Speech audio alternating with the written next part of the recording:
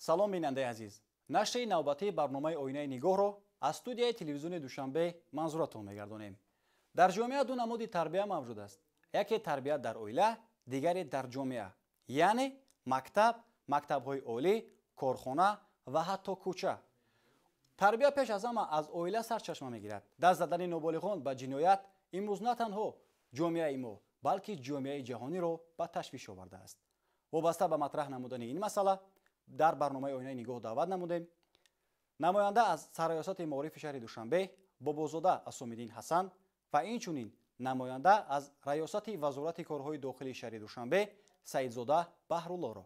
сараввал шуморо ба барнома хушомадед мегӯем. пӯшиданест ки пеш аз ҳама тарбия аз оила оғоз меёбад. бисёри падару модарон ба он назар ҳастанд ки фарзанди мо дар муҳити оила хуб аст. оне ки дар муассиса чӣ гуна рафтор мекунад ба ин худи муассиса гунаҳкор аст. дар ин вазъият чӣ бояд кард? агар таҳлил намоем, вақте ки кӯдак ба дунё меояд, вақте ки сину соли ба муассисаи таълимӣ рафтан барои қабул ба синфи як меравад, як ҳудуди 6-7 сол лозим аст ва дар ин муддат чӣ гуна таълиму чӣ гуна тарбия дид аз модар, аз муҳити оилавӣ сарчашма мегирад. ва агар одоби хуб дида бошад, тарбияи хуб дида бошад, дар муассисаи таълимӣ ҳамин сайқал меёбад. ва як шабонарӯз, агар мо таҳлил намоем, як шабонарӯз аз 24 соат вобастагӣ дорад. ва дар муассисаи таълимӣ ҳудуди 5 ё 6 соати вақти хонанда мегзарад, сипарӣ мегардад. ва дар ин муддат агар хонанда тибқи низомнома, тибқи дастурамале ки барои хонандагони муассисаҳои таълимӣ аст, бо китобҳо, бо аёният дар вақти дарсҳо фаъолона иштирок намояд, барномаҳои таълимиро асод кунад, ба вай вақти изофӣ ё холӣ пайдо намешавад ки даст ба ягон омил ё ба ягон ҳолати ношоиста занад. ва дар боқимонда муддат, яъне 18-16 соати дигар хонандаи муассисаи таълимӣ умуман ноболиғ, вақте агар хонанда бошад, дар муҳити ҷомеаву дар муҳити оила ҳаст. ва вақте ки аз тарзи либоспӯшӣ ҳатто саҳар аз хоб хестан як одоби худро дорад. вақте ки наҳорӣ мекунад, барое ки ӯ нерӯ бигираду барои асод кардани барномаҳои таълимӣ шавқ ҳавасу зиёд бошад, бо шиками гурусна дар дарсҳо иштирок кардан барои хонанда мушкил аст. вақте ки ҳамин меъёрҳо, ҳамин одобҳо, ҳамин тартиби рӯз аз ҷониби волидайн риоя карда мешавад, воқеан ҳам хонанда соҳиби ҳам дониш мегардад, ҳам як шахсияти солим ба воя мерасад ва ҳам бо одобу ахлоқ мегардад. ва агар таҳлил намоем бо мақсади иҷрои қонуни ҷумҳурии Тоҷикистон дар бораи масъулият барои таълиму тарбияи кӯдак, ҳанӯз аз соли 2020 бо дастгирӣ бевоситаи раиси шаҳри Душанбеи муҳтарам Рустами Эмомалӣ дар доираи сиёсати маорифпарваронаи пешвои муаззами миллат барномаи электронии дониш дар муассисаҳои таълимии шаҳри Душанбе татбиқ шуда истодааст. ва аллакай имсол дар соли таҳсили 2024-2025 соле ки сипарӣ гардид ва аз оғози соли 2025-2026 дар муассисаҳои 183 муассисаи таълимии шаҳри Душанбе ҳамин барнома татбиқ мегардад. ин чӣ гуна барнома аст? ин барномае ҳаст ки робитаҳои падару модар бо муассисаи таълимӣ, бо роҳбари синф ва яъне мақомотҳои ҳифзи ҳуқуқро дар сатҳи зарурӣ ба роҳ мемонад. бо дастури бевоситаи раиси шаҳри Душанбе муҳтарам Рустами Эмомалӣ аз соли таҳсили 2022-23 дар муассисаҳои таълимии шаҳри Душанбе дарсҳои иловагии тарбиявӣ ки хусусияти ватандӯстӣ доранд, яъне роҳандозӣ карда мешавад ва ин иқдом низ то ин ҷониб идома дорад.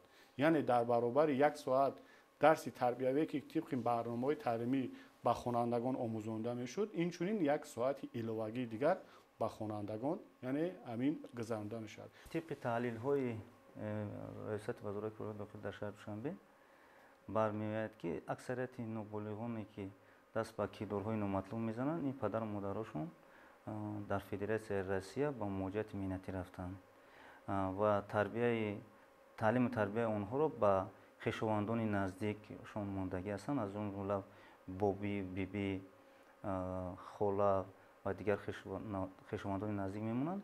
онҳо дар баъзе ҳолат ҳаст, ҳамин хел ҳолате ҳаст ки вай биби ва бобошон аз иҷрои ӯҳдадориҳои онҳо баромада наметавонад аз ҳамин истифода мебаранд нобулиғон, баъд кирдорҳои номатлуб даст мезананд.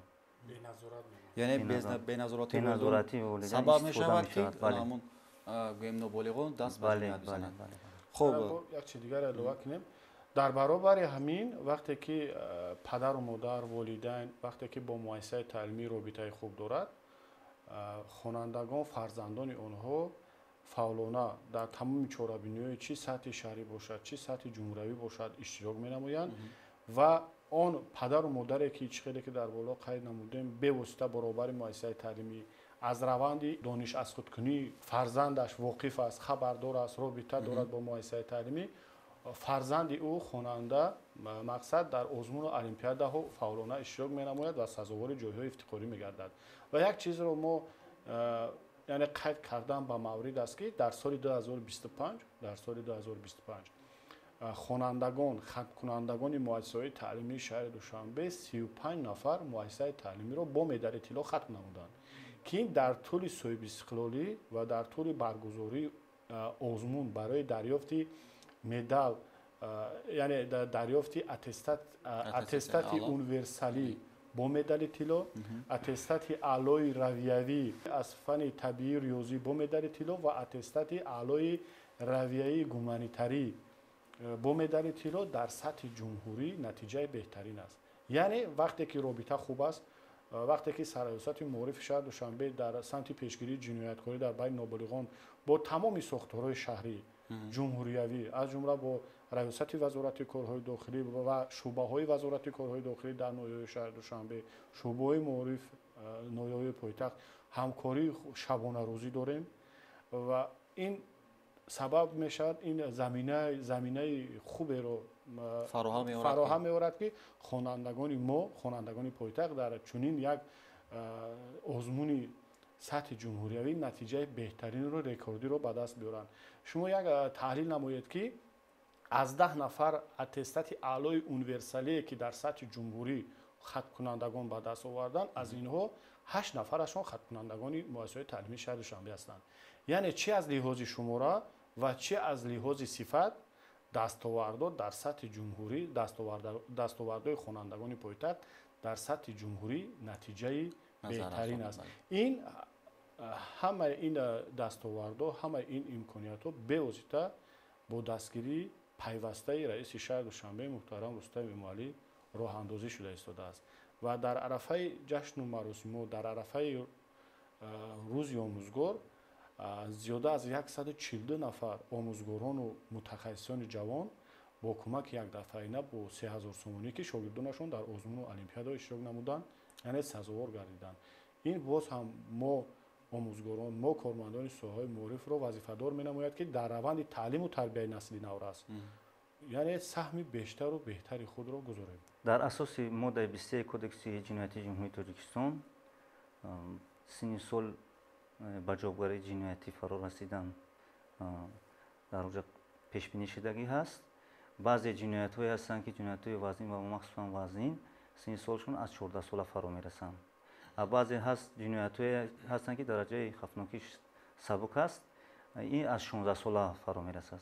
тибқи қонуни ҷумҳурии Тоҷикистон дар бораи масъулият барои таълиму тарбияи кӯдак бошад, дар онҷа ба ҷавобгарии маъмурӣ тибқи моддаи 90 кодекси ҳуқуқи маъмурӣ ҷалб карда мешавад. агар дар ҳолати содир кардани ҷиноят наврас агар ба ҷавобгарӣ синни солаш ба ҷавобгарии ҷиноятӣ нарасида бошад, дар инҷа падару модар ҷавобгар карда мешавад. тибқи қонун гирем, дар қонун ҳам муассиса пешбинӣ шудагиаст, қонуни ҷумҳурии Тоҷикистон дар бораи масъулият барои таълиму тарбияи кӯдак, ҳам падару модар ва дигар субъектҳо пешбинӣ шудааст. барномаи электронии дониш аст, замони илму техника аст.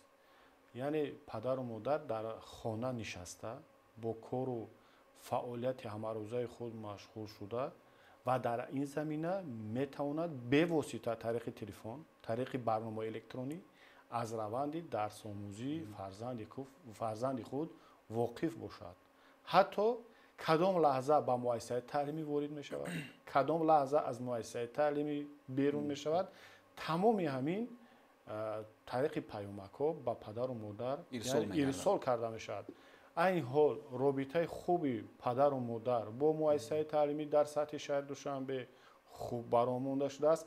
در طبق تحلیلی که سالهای چند سال پیش از جانب ما کارمندان ساحه معارف شهر دوشنبه یعنی راه اندازی میگردید، اگر در وقتی مجلس های پدر و مادر بیشتر والدین بیشتر از حساب مادران اشتراک میکردند و همونها هم فرزندانشان خوانندگان خوبخوان و علاخوان بودند و امروزها در مجلس‌هایی که از جانب پدر و مادر راه اندازی کرده می شود برگزار کرده می شود، در مجلس‌های پدر و مادر عهده‌داری‌های پدر و مادر وابسته به تعلیم و تربیت طبق قانون جمهوری تاجیکستان درباره مسئولیت برای تعلیم و تربیت کودک فهمانیده می شود. علاکه امروزها بیشتر پدر در مجلس‌های پدر و مادران اشتراک میکنند و تمامی خوانندگان چی از لحاظ خوانندگان سوسخوان باشد چی از خوانندگانی که یعنی خوبخوان هستند با یک احساس بلندی مسئولیت نسبت نسل آینده در مجلس‌های پدر و مادر اشتراک میکنند. در حقیقت معرفت استفاده برای شبکه‌های اجتماعی را باید هر یک پدر و مادر و فرزندانشون بیاموزند. فرض کردیم در شبکه‌های اجتماعی اینستاگرام هست نابالغانی که با هر اولاد و پردمت در دستشون گرفته رسم میگیرن خودشون، این با نمایش میگذارن و دیگران تقلید میکنن. این مسئله قطعی ریاست وزارت کار داخلی یک قطار چورابینی میگذارند، اونها رو معین کرده در اساس قانونگذاری جمهوری تاجیکستان پدر و مادرش دعوت کرده میشن و با جوابگاری مأموری جلب کرده میشن. هستن در اینجا که جوان دختران هستند که کردارهای بداخلاقانه یعنی والیبال‌های نیموریان عکس انتشار میکنن یا که با سخن‌های قبیح با یکدیگر سخنرانی میکنن.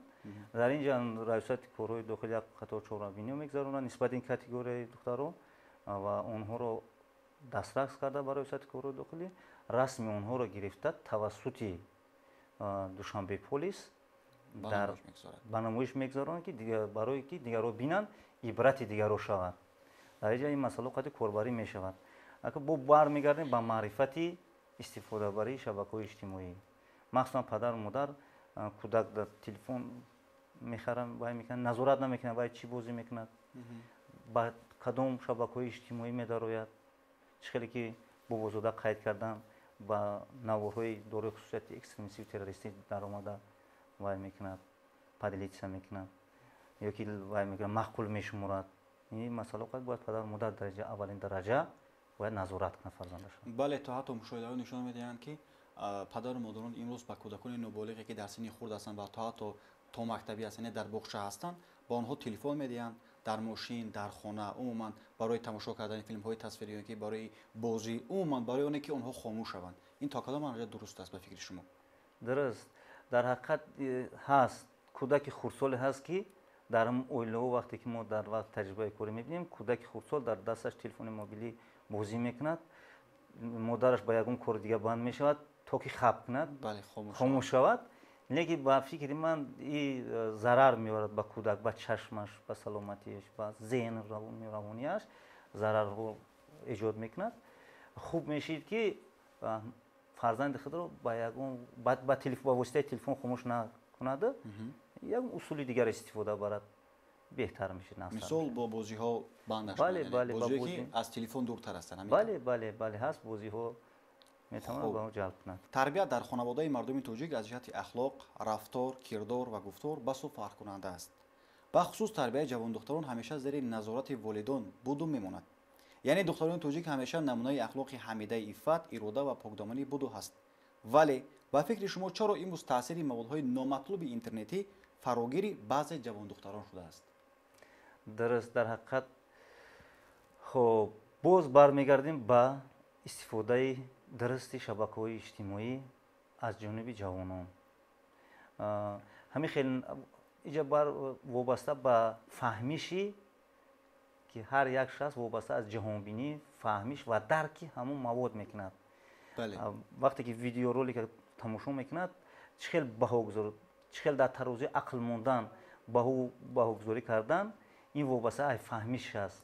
یعنی از اراده خودی همون شخص وابسته. بله جهانبینیش خیلی است، ارادهش بعد بندو بس میکنن اینا هر جوانانی که با همون بو برعکس تقلید میکنن یکی پیروی همون میکنن این فکر میکنم که در آیندهش وای خوب ندارد خوب میشید که باز در همینجا کلون سولان در اینجا باید تاثیر رسونند تو ما یک ویدیورولک تماشا کردیم همین خیلی حالتی شد که جنجال کودکان در همونجا رخ میتید جوانان میاد میبیند یگان وای نمیکنن تاثیر رسان نمیکنن میره خونه که پسر وایش بوده است امکش بوده است در علاقه جراحت جسمانی برداشته در بیمارخانه بستری شده است بعد فکر میکنه که در همونجا جنجال شده بود ما برای چی عمل نکردم برای چی بی‌طرفی کردم که پشیمانی ندارد سود باعث ذکر است که در مؤسسه‌های تعلیمی جمهوری فن تکنولوژی مهنت فعالیت میکند یعنی درس داده میشود و این فن تکنولوژی مهنت دخترانه آلوده است فن تکنولوژی مهنت پسرانه آلوده است در درس تکنولوژی مهنت دختران با پخت و پز دوزندگی با هنر آموزی مشغول میشوند و در قسمت پسرانه باشد همچنین وقتی که درباره آداب و اخلاق گفتیم یعنی دختران پسران جدا دختران جدا در درس شنیدن این بر روح و روان کودک امروزه که از تمام نوگانی ها از تمام اون استانداردهای جامعه امروزه خبردار هستند تا اندازه به حالت پسیکولوژی آنها تاثیر میرسانند به همین خاطر چخیلی که با در بالا قید نمودیم به واسطه با دستگیری به واسطه محترم رئیس شهر دوشنبه در مؤسسه‌های تعلیمی شهر دوشنبه واحد کاری روانشناس فعالیت میکنند و روانشناسان یعنی با تمام لوازمات برگزاری یعنی حالت روانی کودک معین کردن یعنی تامین هستند وقتی که یک کودک یک خواننده دختر باشد پسر باشد یگان مشکلاتی پسیکولوژی دارد که سرچشمه از اویله میگیرد یا اینکه از جامعه میگیرد یا اینکه از مؤسسه تعلیمی میگیرد میتواند به واسطه به روانشناس مراجعه نماید و چخیلی که از جانب روانشناسان مؤسسه تعلیمی ما در جنبست سال 2025 یعنی در سال تحصیل 2024 2025 معین نمودیم در همه روزه به حساب میونه از 7 تا 10 نفر خواننده به پسیکولوژ مراجعه می‌نمایند و اکثر موضوعها اکثر آن مشکلاتی که از جانب دختران پیشنهاد کرده می شود این سرچشمه از محیط اویله است به خاطر چی به خاطر که وقتی دختر خواننده به سن و سال بالغ میرسد صنف 10 است صنف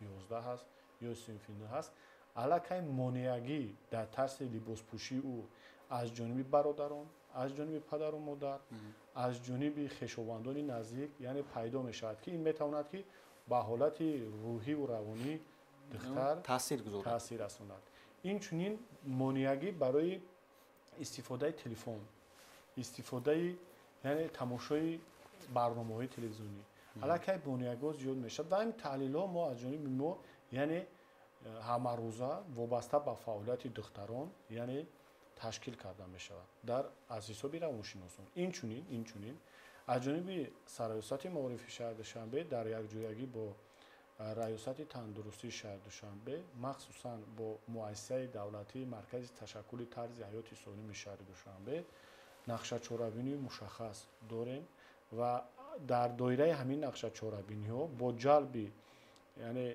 دکتران با جلب همشیره‌های طبی مرکزهای سلامتی که وابسته به مؤسسه‌های تعلیمی هستند در نزدیک مؤسسه‌های تعلیمی هستند با خوانندگان یعنی دختران صنف‌های 5 و 7 وابسته به هر گونه بیماری‌های سیراتی پیشگیری بیماری‌های سیراتی و وابسته به همون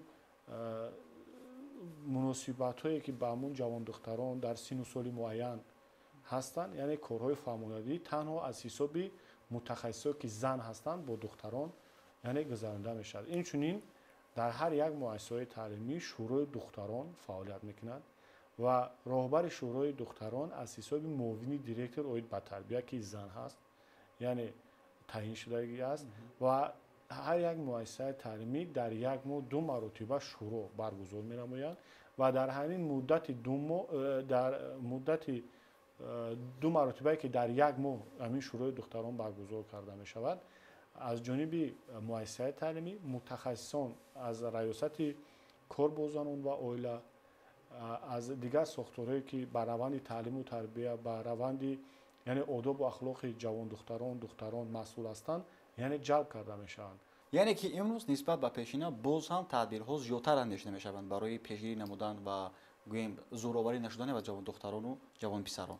имрӯзҳо нисбати таълиму тарбияи насли навраз, пешгирии тақлид ба яъне рафтору кирдорҳое ки хоси миллии мо нест, рӯ овардан ба фарҳанги бегона, рӯ овардан ба фарҳанги бегона, яъне чорабиноии мушаххас аз ҷониби тамоми сохторҳо роҳандозӣ мегардад. Дар баробари он чӣ хеле ки мо дар боло қайд намудем, имрӯзҳо омилу ҳолатҳое ки яъне вайрон намудани одобу ахлоқи духтарон махсусан тариқи шабакаҳои иҷтимоӣ зиёд шуда истодааст ва баъзе наворҳои кӯтоҳи видеоие ки аз дигар давлатҳо дар дигар ки хоси он минтақа аст, хоси он давлат ҳаст ва ба воситаи интернет, ба воситаи шабакаҳои иҷтимоӣ вориди ҷомеаи мо мегардад ва бисёриҳое аз ҳастанд ки ҳамсолоне ки дар кишвари мо ҳастанд мехоҳанд бо он навор, бо он шахс қаҳрамон, яъне қаҳрамони навор, қаҳрамон дар даруни мисол нохунак, мехоҳанд ки ба ҳамон тақлид кунанд.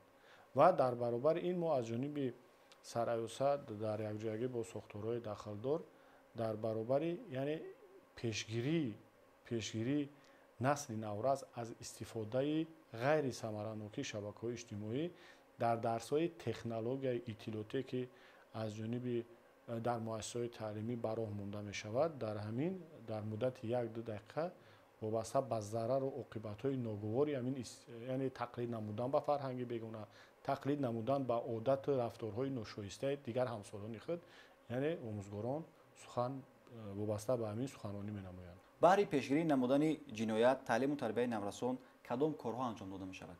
аз ҷониби роҳбарияти раёсати вазорати корои дохилӣ дар шаҳри душанбе фармоиши алоҳида таҳти рақами 338 аз соли 2024 ба тасвир расидааст. дар он дар ҳама муассисаҳои таҳсилоти миёнаи умумӣ, литсею коллеҷҳо, донишгоҳҳо ва дигар муассисаҳо аз 2 корманд то 4 корманд вобаста карда шудааст, ки дар як ҳафта як маротиба ин кормандон рафта дар муассисаҳои таҳсилоти миёнаи умумӣ рафта бо ноболиғоне ки душвор тарбия ҳастанд, сар карда ҳастанд, инҳо суҳбатҳои инфиродӣ мегзаронанд. хоб ба ғайр аз ин дар давоми 6 моҳи соли ҷорӣ ҳамагӣ 823 маротиба суҳбатҳо вохӯриҳо доир карда шудааст дар ин муассисаҳои зикр карда. хоб ин боис гашт ки ҷинояткорӣ дар байни ноболиғон дар 6 моҳи соли ҷорӣ нисбат ба соли гузашта коҳиш ёфт. хоб ба ғайр аз ин дар солҳои пеш амалиёти кор мегзаруда шумораи зиёди корҳо мусодира карда мешуд аз амборхонаҳо, аз бозорҳо. ин сол бошад шумораи ин омада ба вай расид то 23 000 мусодира мешуд кор олотҳое ки ба сифати предмет истифода мешуданд. ҳозир бошад ин шумора ба 25-30 адад омада расидааст, яъне ки шумораш ниҳоят кам шуд. дар якҷоягӣ мо бо кормандони раёсати вазорати корои дохилӣ, дастгоҳи марказӣ ва шӯъбаҳои вазорати корои дохилӣ дар ноҳияҳои шаҳри Душанбе барои пешгирӣ кардани ҷинояту ва ҳуқуқвайронкуниҳо дар байни ноболиғону ҷавонон корҳои зиёдеро ба анҷом расонида истодаанд. ин масъала дар корҳо рафта истодаанд. дар якҷоягӣ бо дигар сохторҳои мақомоти иҷроии ҳокимияти давлатӣ дар шаҳри Душанбе пайваста мо амалиётҳо мегзаронем. дар давоми соли ҷорӣ амалиётҳо гузаронида шуд. дар натиҷа 2321 нафар ноболиғ ба шӯъбаҳои корои дохилӣ ва раёсати вазорати корои дохилӣ дастрас гардиданд, ки нисбати падару модари онҳо протоколҳои ҳуқуқвайронкунии маъмурӣ бо моддаи 90 кодекси ҳуқуқвайронкунии маъмурӣ тартиб дода шуданд. не ки дар кадом ноболиғи дар ҳаракаташ протоколи ҳуқуқвайронкунӣ дида мешуд, протокол тартиб дода шуд. ба ғайр аз ин ки шабона мо бевосита аз аксарият рейдҳои муштараке ки мо мегзаронем дар вақти шабона ҳастааст, баъд аз соати 11-12 то 3 шаб ноболиғон дар марказҳои компютерӣ нишаста ба бозиҳои компютерӣ дорои хусусияти зӯроварӣ дошта машғул мешаванд ки бевоситаи ин ба зеҳни онҳо саломатияшон зарар мерасонад. ин аз беназорати падару модар истифода мебаранд ки дар вақти шабона даст ба кирдорҳои номатлуб мезананд. хай корҳо рафта истодаанд, ҷинояткорӣ коҳиш ёфт аз тарафи ноболиғону ҷавонон коҳиш ёфт. ба ғайр аз ин қонуни ҷумҳурии Тоҷикистон дар бораи низоми огоҳонии пешгирии ҳуқуқи вайронкунии ноболиғон ҳаст ки дар инҷа муаззаф гардидагия 14 мақомот вазорату идораҳо муаззаф гардидагиянд. дар якҷоягӣ бояд мо мубориза барем баҳри кам кардани ҷинояткорӣ, пешгирӣ кардани кирдорҳои номатлуби ноболиғон, наврасон ва ҷавонон. дар якҷоягӣ агар мо мубориза барем беҳад нағз мешавад, хуб мешавад, чунки ин насли наврас ояндаи давлати миллат ҳастанд. чӣ қадар ки ҳамқа нағз тарбия гиранд, дар оянда ҳамқа фоидааш ба давлат ва миллат зиёдтар мегардад. хуб, бале бинандаи азиз, ин лаҳза мо имкон дорем навори муштарак, яъне наворе ки раёсати вазорати корҳои дохилии шаҳри Душанбе бо сайрраёсати маорифи шаҳри Душанбе якҷоя реди муштарак гузарондан дар қисми шабонгоҳ ба намоиш гузорем ва баъдан онро бо ҳарду намоянда таҳлил намоем. бо мақсади пешгирии оварагардию шабгардӣ ва машғул шудан ба бозиҳои компютерӣ тарғибкунандаи зуроварӣ аз ҷониби кормандони милитсияи пойтахт пайваста рейду амалиётҳои профилактикӣ гузаронида мешавад. дар рафти амалиёти навбатӣ ки аз ҷониби кормандони шуъбаи огоҳонӣ ва пешгирии ховайронкунӣ байни ноболиғон ва ҷавонони раёсати вазорати корҳои дохилӣ дар шаҳри Душанбе аз соати 23 шаб то соати 4 субҳ гузаронида шуд, муайян гардид ки мутаассифона шумораи зиёди ноболиғон дар марказҳои компютерӣ ба бозиҳои харобкунандаи асаб ва таблиғкунандаи зуроварӣ машғуланд. аз ҷумла зимни амалиёти мазкур аз ҷониби гурӯҳҳои корӣ 17 нафар ноболиғон аз марказҳои компютерӣ ба раёсати вазорати корҳои дохилӣ дар шаҳри Душанбе дастрас карда шуданд. таҳлилҳо собит намуд ки мутаассифона волидайни ин ноболиғон ба таври кофӣ дар таълиму тарбияи фарзандони худ аҳамияти ҷиддӣ надоданд. маҳз аз камназоратии волидайн истифода бурда наврасон дар соати 2 шаб ба чунин марказҳои компютерӣ рафта вақти пурқиммати худро ба амалҳои беарзиш сипарӣ месозанд.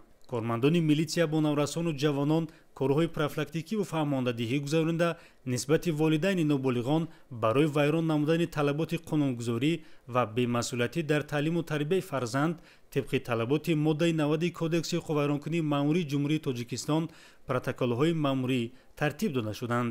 ҳамзамон нисбати соҳибмулкони марказҳои компютерӣ низ чораҳои таъсиррасони қонунӣ андешида шуданд. баргузории чунин амалиётҳои профилактикӣ минбаъд низ идома ёфта аз шаҳрвандон хоҳиш карда мешавад то нисбати таълиму тарбияи наврасон бетараф набошанд.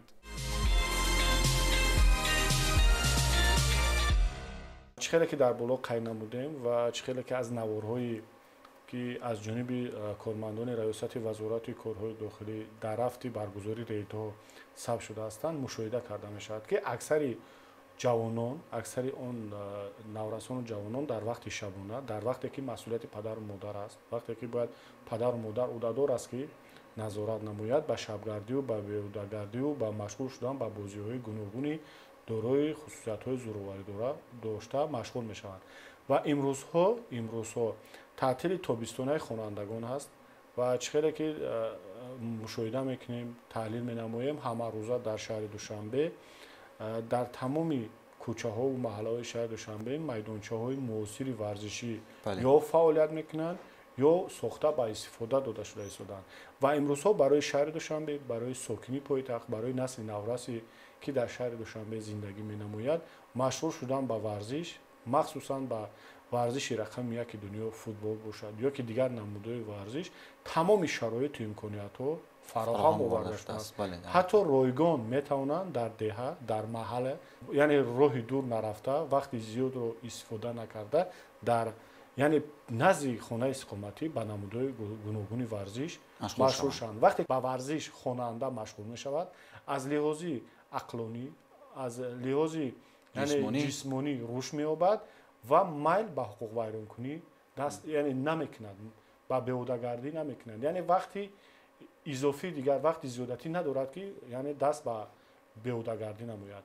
و اینچنین در شهر دوشنبه تمامی یعنی کتابخانه یک از کتابخانه‌های کلانترین در آسیای مرکزی کتابخانه ملی یعنی فعالیت دارد. در برابر این ده ها کتابخانه‌های شهری کودکانه و نورسان برای نورسان و یعنی کودکان فعالیت می‌نمایند می‌توانند وقتی یعنی خود را به خواندن از خود نموندن یعنی دانش‌های معاصر استفاده برند و از این امکانیت‌های این کتابخانه‌ها استفاده برند و از یعنی کتاب‌های نو تازه نشر ادیبان معاصر و یعنی سطح جهانی و تاجیکستان یعنی بهره‌ور شوند.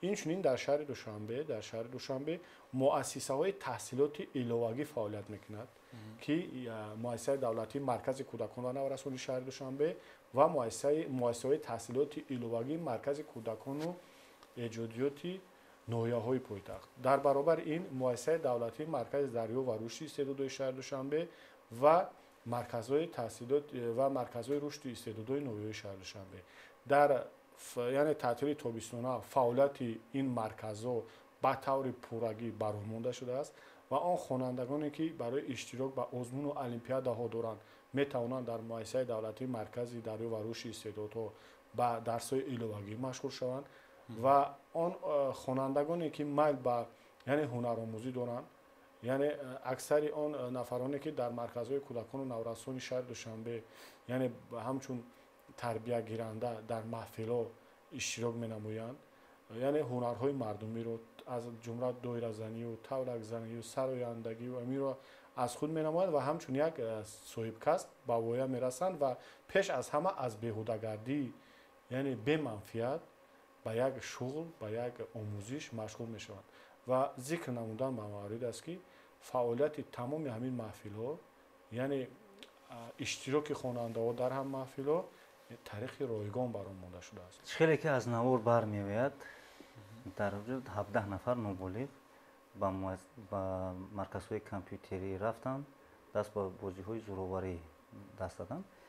این از اون شهادت می‌دهد که پدر و مادر در اینجا نظارت نکردن فرزندشون در ساعت 3 شب نمی‌پرسد یک مرتبه کجای فرزندم.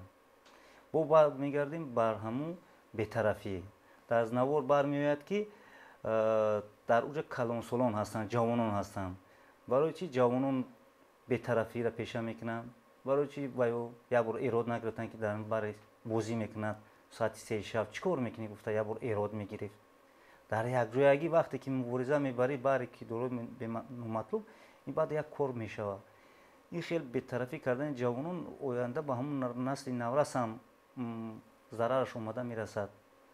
من فکر میکنم که در یک جایگی کار کردن در کار خیلی پدر و مادر یک قسمتی همین اینایی که در همین عملیات یعنی عملیات مشترک دستگیر شدن دسترس کردن نوبالغان این یک قسم پدر و مادر در فدراسیون سیاسی با موجودیت مینتی رفتگی هستند چه که در بالا قید کردیم با تربیت خویشتوار نزدیک موندگی هستند اینجا باید جامعه فعال باشد و برمیگردیم به قانون جمهوری اسلامی درباره نظام آگاهانی و پیشگیری حقوق نوبالغان در اونجا موظف کردگی قانون همه ساختارها را 14 ساختار در اونجا وظیفه دار کردگی هستند همه مقامات ها باید کار کنند در یک جای کار شود من فکر میکنم که بهتر خوبتر میشود. امید بر آن میبندیم که هر یک نفری که این لحظه با ما از اول تا به آخر برنامه آینه نگار از طریق تلویزیون دوشنبه تماشا کرد کوشش به خرج میدهند تا در تعلیم و تربیت نسل نورس سهمی باسازهای خود را گذارند مخصوصا پدران و مادران دقت میدهند به تلفن‌های موبیلی با گشت و گذار جوانان